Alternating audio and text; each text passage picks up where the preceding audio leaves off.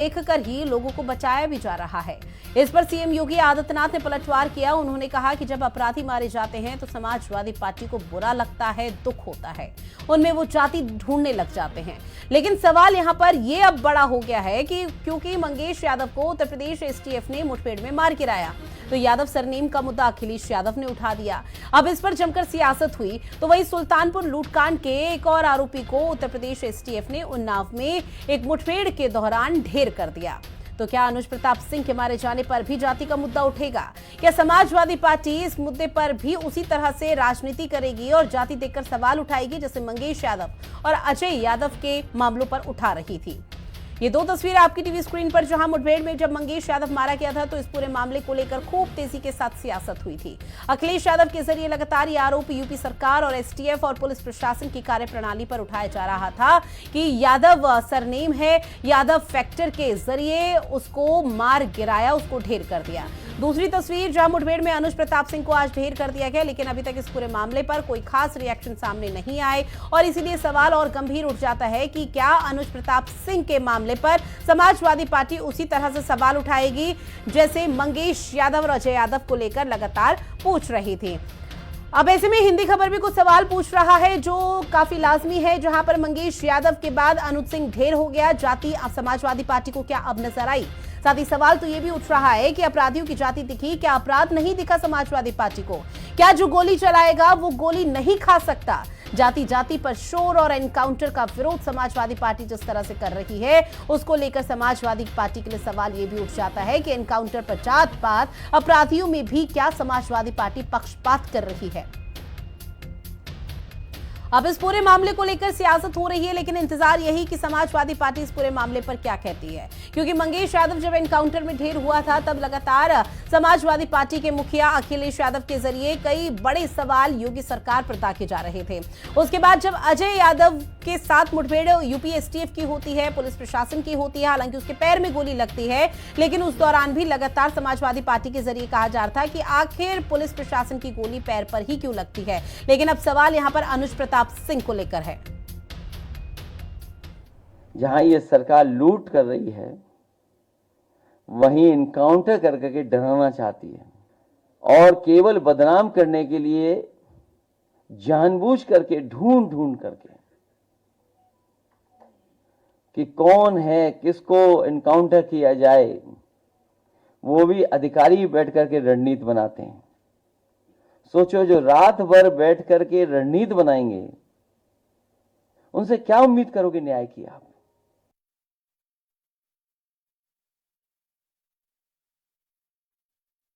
जब उनके किसी एक माफिया शागिर्द को, किसी डकैत को जो पुलिस मुठभेड़ में मारा जाता है, जब मारा जाता है तो इनकी दुखती हुई नस पर जैसे पुलिस ने उंगली रख दी हो तब ये चिल्लाने लगते हैं।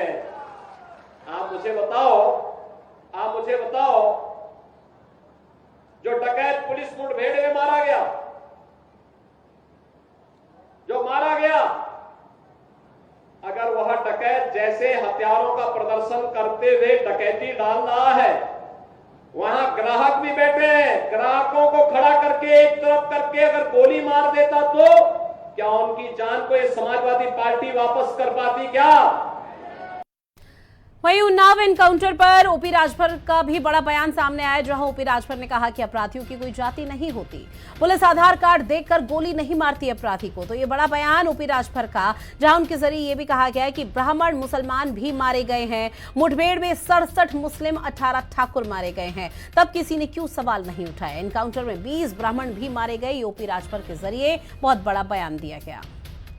कांग्रेस और सपा की सरकारें होती थी तो बड़े पैमाने पर दंगे होते थे, कर्फ्यू लगते थे, लेकिन आज उत्तर प्रदेश में योगी आदित्यनाथ जी के राज में 7 साल में एक भी दंगे नहीं हुए। मोदी जी के राज में बड़े पैमाने पर अंकुश लगाया गया है। तो ये चीज़ें कांग्रेस और सपा को पसंद नहीं है। वो लोग चाहते हैं कि दंगे होते तो मुसलमान हमारे साथ रहते, क्योंकि वो हमेशा दंगे करा के मुसलमान का वोट लेते हैं, बोरा का बोरा वोट लेते हैं। जब सरकार बना लेते हैं तब मुसलमान भाई लोग को खाली झोरा थमा देते हैं। कोई न कोई बात है। हम ऐसे साथियों से भी कहूँगा कि इस तरह का कृत्य न करें, और हो सकता है उस कृत्य में आपके परिवार का भी कोई हताहत हो सकता है। तो ऐसा कृत्य लोग न करें। जो देश में प्रदेश में अमन चैन है, अमन चैन कायम करें। और इसी पर चर्चा करेंगे। खास पैनल भी हमारे साथ जुड़ा हुआ है, जिनसे आप सभी का तारुफ करा दे। अवधेश पांडे बादल जी हमारे साथ जुड़ चुके हैं, जो कि बीजेपी के प्रवक्ता हैं। साथ ही समाजवादी पार्टी के प्रवक्ता अशोक तिवारी जी हमारे साथ जुड़े हुए हैं। यूपी डीजीपी, पूर्व डीजीपी अरविंद जैन जी भी हमारे साथ जुड़ चुके हैं और विश्वनाथ मिश्रा वरिष्ठ पत्रकार भी हमारे साथ जुड़े हुए हैं। सभी का बहुत स्वागत हिंदी खबर में। शुरुआत अशोक तिवारी जी मैं आपके साथ करना चाहूंगी। मंगेश यादव को लेकर सर आप लोगों ने खूब सवाल उठाए थे, हालांकि फिर आप लोगों पर ही आरोप लगे थे कि यादव वोट बैंक देखकर, यादव फैक्टर देखकर आप लोग लगातार मंगेश यादव को लेकर कंसर्न दिखा रहे हैं। फिर उसके बाद अजय यादव मुठभेड़ में पैर में गोली लग जाती है, जिसको लेकर अखिलेश यादव ने कहा कि पैर पर गोली कैसे मार दी। अब अनुज प्रताप सिंह मुठभेड़ में मारा गया, क्या अभी भी सवाल उठा रहे हैं? क्योंकि अखिलेश यादव या फिर समाजवादी पार्टी के दिग्गजों के कुछ खास रिएक्शन सामने नहीं आए। जी देखिए, ये जो प्रक्रिया है एनकाउंटर करने की, स्पष्ट रूप से ये दिखाई देता है जब आदरणीय अखिलेश यादव जी ने सवाल उठाए और उस पर जो है ये बच नहीं पाए। यानी कि जो प्रशासन कटघरे में खड़ा है आज मंगेश यादव के मामले को लेकर के, तो उसने अपने दामन को बचाने के लिए इस तरह के कार्य कर रहा है। अब जहां तक सवाल इस बात का है कि ये भी जो जांच का विषय है कि अनुज प्रताप सिंह को जो गोली मारी गई वो जांच का विषय है कि ये सही में इनकाउंटर है या ये भी फेक इनकाउंटर है। सवाल इस बात का है कि ये क्रिया के प्रति एक प्रतिक्रिया के रूप में किया गया है, एक दिखाने के लिए किया गया है। तो सवाल तो कटघरे में होगा ही होगा, और ये पुलिस कटघरे में तो है ही है। इस तरह से एनकाउंटर कर रही है जिससे अपने आप ही कटघरे में आ रही है, स्वयं आ रही है। ये कोई कह नहीं रहा है, ये साफ साफ दिखाई दे रहा है कि आज दबाव में है पुलिस। आज पुलिस समाजवादी पार्टी के हमारे नेता, हमारे अगुआ माननीय राष्ट्रीय अध्यक्ष अखिलेश यादव जी के चलते, उनके वजह से वो ये हाईलाइट हो गया इतना मंगेश यादव का केस। अच्छा। आज उनको इस तरह के कार्य करने पड़ रहे हैं।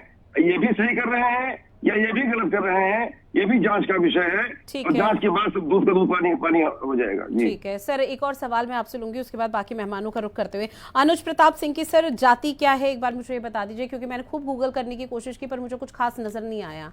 अभी हमको भी मालूम नहीं है। अच्छा, तो कब तक मालूम हो जाएगा? क्योंकि अभी तक रिएक्शन तो आप लोगों के दिग्गजों के आए ही नहीं। जी हमको जाति नहीं है। अच्छा, मतलब यादव जहां है वहां पर समाजवादी पार्टी खूब बोलती है। आपने कहा कि कैसे अनुज प्रताप सिंह एनकाउंटर में मुठभेड़ हो गया, ये जांच का विषय है। निश्चित तौर पर जांच का विषय है। उत्तर प्रदेश की कानून व्यवस्था पे, कार्य प्रणाली पर आप लोग सवाल हमेशा से उठाते रहे हैं, लेकिन अनुज प्रताप सिंह मुठभेड़ में मारा गया, मंगेश यादव मुठभेड़ में मारा गया, तो अजय यादव कैसे बच गया? सवाल इस बात का है, पुलिस की कार्यशैली है। ये पुलिस जो दबाव में इस समय पुलिस को दूध का दूध पानी का पानी होगा, ये पुलिस भी समझ चुकी है। मतलब पुलिस प्रशासन दबाव में है। नेक्स्ट टाइम अगर एनकाउंटर करना होगा तो समाजवादी पार्टी से पूछना होगा कि भाई बता दीजिए कि इस आरोपी का एनकाउंटर करना है या नहीं करना, पैर में या हाथ में कहाँ गोली मारनी है बता दीजिए। पूछने की बात नहीं है। समाजवादी पार्टी क्यों पूछेगी? आरोपियों को लेकर इतना कंसर्न लेवल क्यों जाग जाता है समाजवादी पार्टी का? क्यों पूछेगी समाजवादी पार्टी? पुलिस तो अपनी कार्यशैली कर रही है। सवाल कौन उठा रहा है? पुलिस की कार्यप्रणाली पे कौन सवाल उठा रहा है? डीजीपी के जरिए, पुलिस के आला अधिकारियों के जरिए बयान दिए जा रहे हैं ना कि भैया देखिए पूरा डेटा ये रहा, पूरा डेटा आप लोगों के समक्ष रखा जा रहा है, आम जनमानस के सामने रखा जा रहा है, उसके बावजूद भी। अरे कितनी दूध की धुली है ये पुलिस या योगी जी की पुलिस? ठीक है, एक सवाल और उसके बाद बाकी मेहमानों का रुख। सवाल ये कि मुलायम सिंह यादव का जब शासन हुआ करता था, सबसे ज्यादा आरोपियों के एनकाउंटर तब हुए, क्या तब दूध की धुली नहीं थी पुलिस? मैं स्पष्ट रूप से कहना चाहता हूं, पूरे प्रदेश की जनता जानती है, देश की जनता जानती है, जनता न्याय करती है, जनता हमारी अधिकारी है, जनता ये लोकतंत्र है, लोकतंत्र में जनता सर्वोपरि है। जनता सारी बातों को जब जनता न्याय करने पे आती है तो सड़कों पर फिर हंगामा हो जाता है सर। फिर आप लोग कहते हैं कि दंगे हो गए, दंगाई सामने आ गए, किसने ये कायराना हरकत कर दी, इसी तरह की रिएक्शन। पुलिस प्रशासन क्यों रखा हुआ है? फिर सारे राज्यों में मना कर दे कि भाई पुलिस की कोई जरूरत नहीं है। नहीं, पुलिस की जरूरत तो है ही है, लेकिन पुलिस की जरूरत निष्पक्ष काम करने की है। ठीक है, अवधेश पांडे जी जवाब दीजिए। सीधे तौर पर उत्तर प्रदेश की कानून व्यवस्था पर सवाल उठाए जा रहे हैं और योगी सरकार से पूछा जा रहा है, ये जांच का विषय है, एनकाउंटर ऐसे कैसे कर दिया आप लोगों ने? देखिए ऋतु जी, समाजवादी पार्टी के डीएनए में भी आतंकवाद, अपराध, परिवारवाद, भ्रष्टाचार शामिल है, सब लोग जानते हैं। किसी अपराधी का एनकाउंटर होता है तो समाजवादी पार्टी खड़ी हो जाती है, किसी आतंकवादी का एनकाउंटर होता है तो समाजवादी पार्टी खड़ी हो जाती है, किसी डकैत का एनकाउंटर होता है तो समाजवादी पार्टी का खड़ी हो जाती है, और अगर इनकी पार्टी का बलात्कारी है तो उसके लिए खड़े हो जाते हैं। आज जिस प्रकार से उत्तर प्रदेश में योगी जी ने कानून का राज स्थापित किया है और अपराधियों को चुन चुन करके या तो वो मुठभेड़ में मारने का काम कर रही है या जेल भेजने का काम कर रही है, और इसीलिए उत्तर प्रदेश में अपराध कम हुए हैं। और इसी विषय को लेकर के, कानून राज के विषय को लेकर के जनता जनार्दन ने दूसरी बार योगी जी की सरकार को चुना है और योगी जी की सरकार शानदार ढंग से काम कर रही है। जिस प्रकार से सुल्तानपुर के अंदर डकैती हुई और उस डकैती के बाद जो 14 मुलजिम थे उसमें से 11 या तो एनकाउंटर में घायल हुए हैं, मारे गए हैं या जेल के सलाखों के पीछे हैं, शेष जो 2-3 भगे हैं उनके लिए भी पुलिस लगी हुई है। तो ये जो कभी बलात्कारी के खिलाफ कोई कार्रवाई होती है, डकैत के खिलाफ कोई कार्रवाई होती है, तो समाजवादी पार्टी के जो मुखिया है उनके पेट में दर्द होने लगता है, क्योंकि इनकी जो पूरी सैफई गैंग है ये लगातार अपराधियों को बचाने का षड्यंत्र करती है, उनको संरक्षण देने का काम करती है। और यही काम इन्होंने अपने उत्तर प्रदेश की सरकारों में भी किया है। आतंकवादियों के मुकदमे वापस लेने की घोषणा की। इनकी जब सरकार थी तो जगह जगह दंगे हुए, कर्फ्यू लगे, पूरे प्रदेश में अराजकता थी, जंगल राज कायम हो गया था। और इसी मुद्दे पर खास करके योगी जी की सरकार को उत्तर प्रदेश की जनता ने अपना आशीर्वाद दिया और उत्तर प्रदेश की सरकार आज बहुत बेहतर ढंग से कानून के मुद्दे पर अपराधियों से निपट रही है और उत्तर प्रदेश में अपराध शून्य हो रहा है। इसलिए इनके पेट में दर्द होना स्वाभाविक है। मैं योगी से पूछना चाहता हूं कि जिस प्रकार से आप मंगेश यादव के घर जाकर के लगातार आपके पार्टी के लोग विलाप करते थे, लगातार प्रश्न खड़ा करते थे, क्या अनुज प्रताप सिंह के भी घर आप लोग जाएंगे कि नहीं जाएंगे, या मेरा डकैत तेरा डकैत, मेरा अपराधी तेरा अपराधी, मेरा बलात्कारी तेरा बलात्कारी, इस प्रकार की बातचीत करेंगे? सर शायद नहीं जाएंगे, क्योंकि अगर जाते तो शायद अब तक तो रिएक्शन अखिलेश यादव के प्रेस कॉन्फ्रेंस के जरिए आ जाते कि भाई देखिए अनुज प्रताप सिंह को भी एनकाउंटर में मुठभेड़ में मार गिराया, जबकि अनुज प्रताप सिंह के बारे में अभी जाति के बारे में कुछ नहीं पता कि किस जाति से वो आते हैं, पीडीए फैक्टर में वो शामिल हैं भी या नहीं। लेकिन सर सवाल मेरा एक और आपसे अवधेश जी कि जिस तरह से इस पूरे मामले को लेकर सियासत होती है, अपराधियों के भी जात पात को लेकर यहाँ पर खूब तेजी के साथ शोर वोर मचाया जाता है। अब ऐसे में मुलायम सिंह यादव के शासन का अगर मैं जिक्र करूं तो सबसे ज्यादा एनकाउंटर उस दौरान हुए, क्या बीजेपी का भी तब रोल यही रहा करता था? देखिए, बीजेपी अपराध में जीरो टॉलरेंस की नीति अपनाती है। इनका पीडीए क्या है? पी फॉर मंगेश यादव डकैत, डी फॉर इनका जो सांसद अवधेश प्रसाद का पुत्र है जो अभी गुंडई किया है, जिसने उसके खिलाफ मुकदमा कायम हुआ है, तो डी फॉर इनका है अजीत प्रसाद, ए फॉर इनका है जो मोहित खान अल्पसंख्यक है जो बलात्कारी है।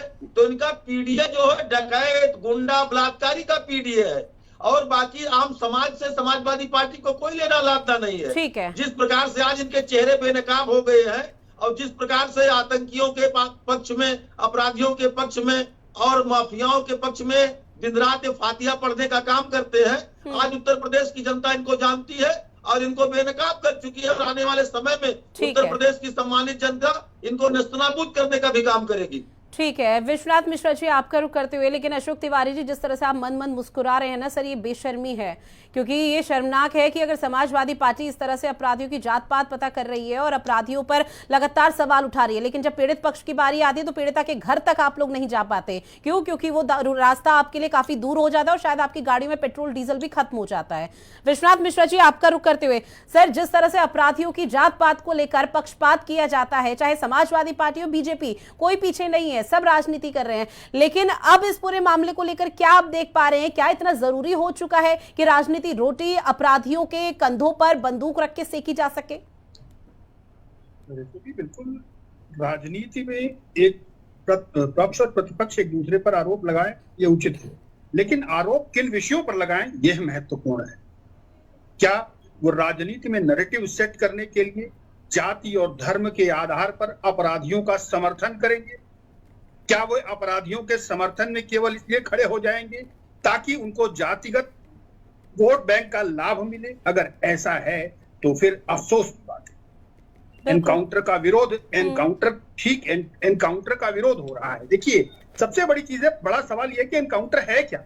एनकाउंटर को ऐसा प्रेजेंट किया जाता है जैसे सब कुछ उठा करके और गोद में और टेबल पे रख करके कर दिया गया हो।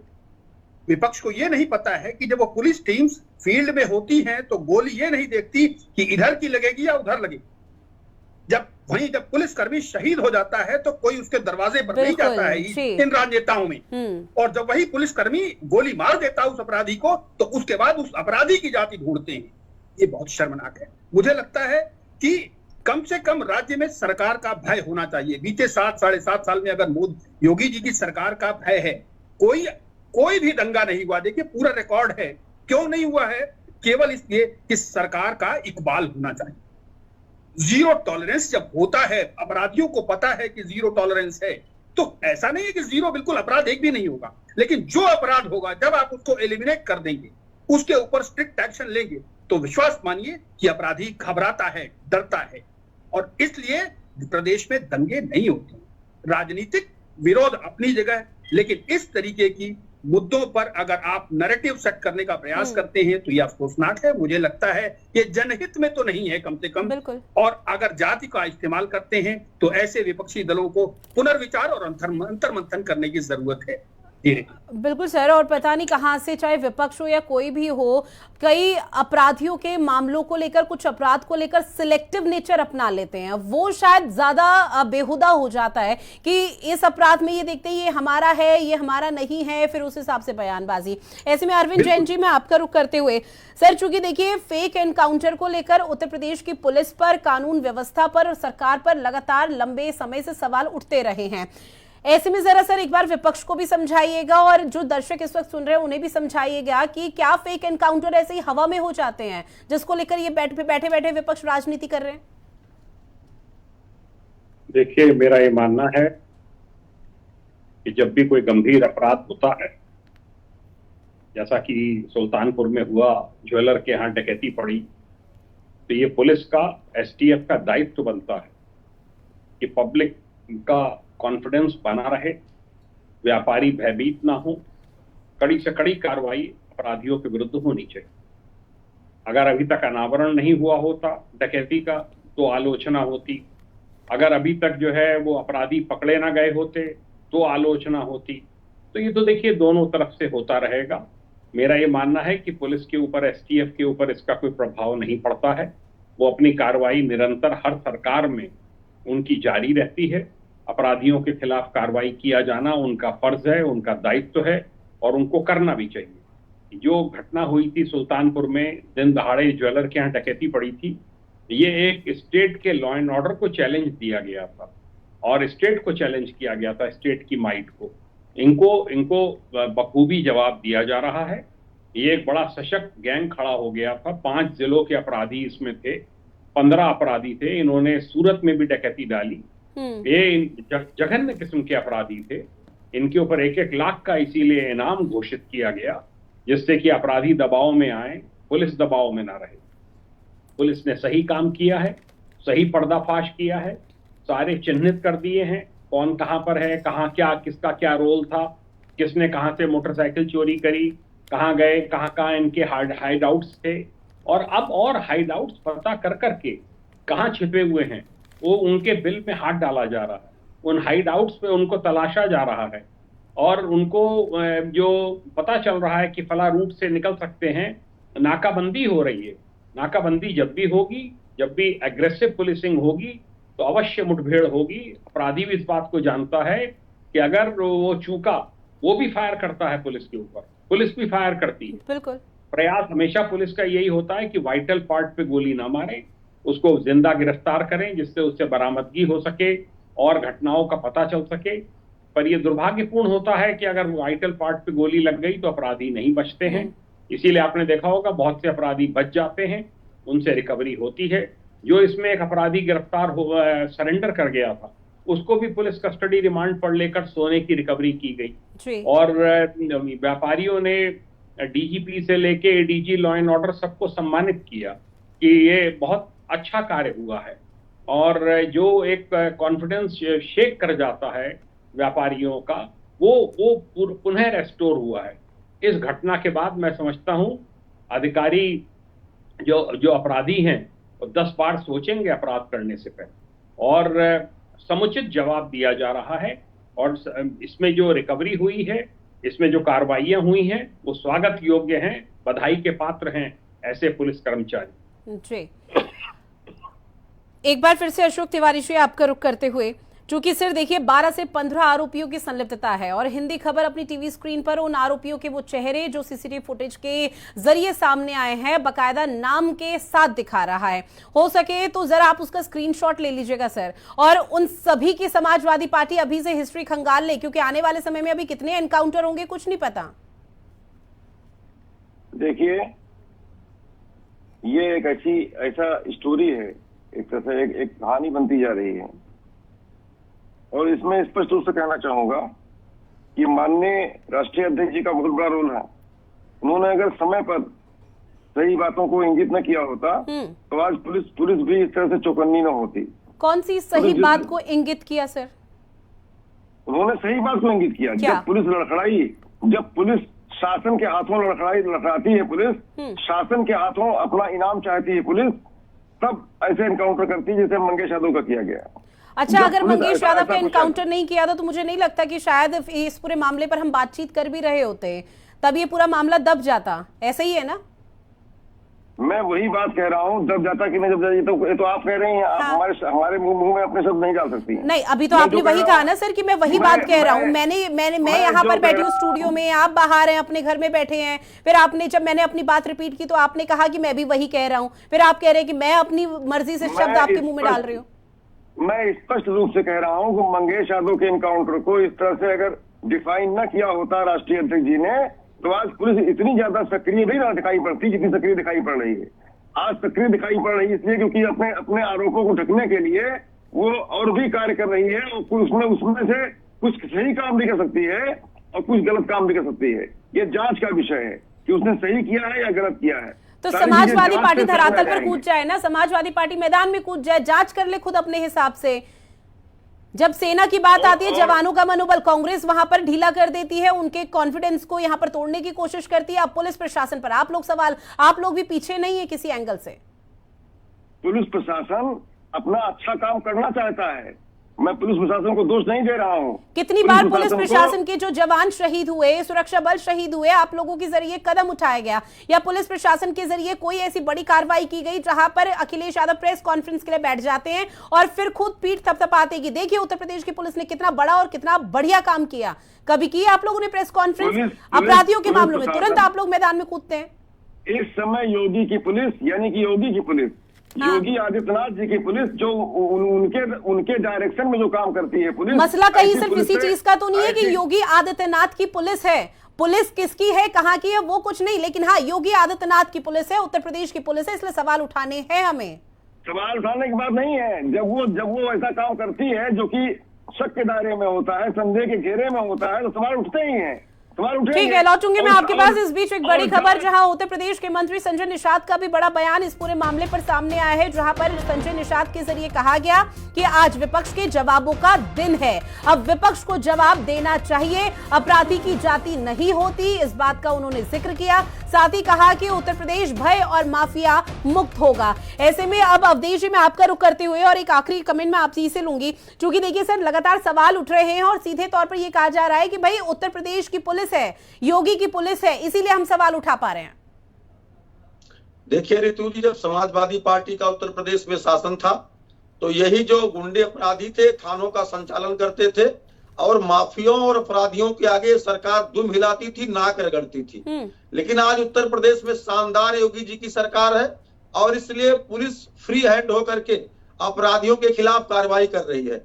आज पूर्व डीजीपी हमारे पैनल पर है, अच्छा है, जानते हैं कि जिस प्रकार से सुल्तानपुर में डकैती हुई और डकैती में जब माल की रिकवरी हो जाती है, घटना का अनावरण हो जाता है, तो ये मान लिया जाता है कि 100% पुलिस ने अच्छा काम किया है। बिल्कुल, और वही सवाल लगातार सर समाजवादी पार्टी से पूछा जा रहा है कि जब पुलिस प्रशासन के जरिए कोई महत्वपूर्ण कदम उठा दिया जाता है तब क्यों वो प्रेस कॉन्फ्रेंस कर उनकी वाहवाही नहीं करती? अपराधियों के मामलों पर क्यों समाजवादी पार्टी सियासत करती है और पीड़ितों के घर क्यों नहीं जाती? क्या अभी भी पीड़ितों के घर जाएगी? जहां पर लूटपाट हुई उनसे मुलाकात समाजवादी पार्टी ने की, इसीलिए समाजवादी पार्टी कई सवालों के घेरे में। बहरहाल माफी के साथ मुझे चर्चा को यही खत्म करना होगा क्योंकि समय मुझे इजाजत नहीं देता चर्चा को आगे ले जाने की। आप सभी मेहमान मेरे साथ जुड़े, इस महत्वपूर्ण विषय पर चर्चा की है, उसके लिए आप सभी का बहुत शुक्रिया।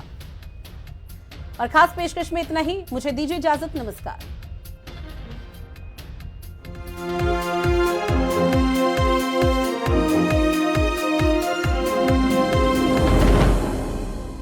परमात्मा और प्रकृति की असीम अनुकंपा की भूमि उत्तर प्रदेश देश में है विशेष। असीमित संभावनाओं वाले उत्तर प्रदेश के